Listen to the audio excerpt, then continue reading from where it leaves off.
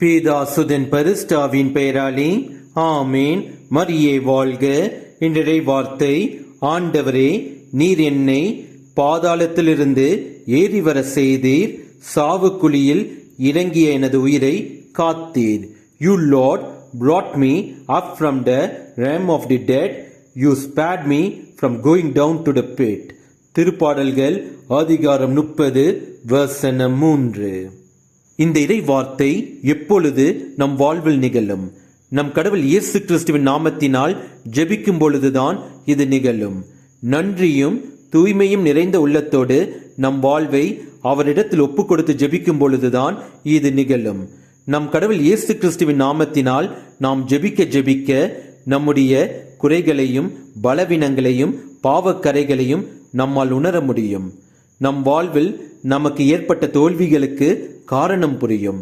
நாம் நம் கடவுள் இயேசு கிறிஸ்துவின் நாமத்தினால் ஜெபிக்கும் பொழுது நம்முடைய தோல்விகள் அனைத்தும் மாறி நமக்கு வெற்றிகளாக அமையத் தொடங்கும். நாம் நம் கடவுள் இயேசு கிறிஸ்துவின் நாமத்தால் ஜெபிப்போம், வாழ்வில் வெற்றி அடைவோம். இயேசுவுக்கே புகழ். மரியே வாழ்க. ஆமேன். இயேசுவின் நாமத்தினால் கூடிடும் சமயங்களில் தெய்வீக அவர் சமூகம் நம் அருகினில் இருக்கின்றது. இயேசுவின் நாமத்தினால் கூடிடும் சமயங்களில் தெய்வீக அவர் சமூகம் நம் அருகினில் இருக்கின்றது. கேளுங்கள், கொடுக்கப்படும், தேடுங்கள், கண்டடைவீர். கேளுங்கள், கொடுக்கப்படும், தேடுங்கள், கண்டடைவீர்.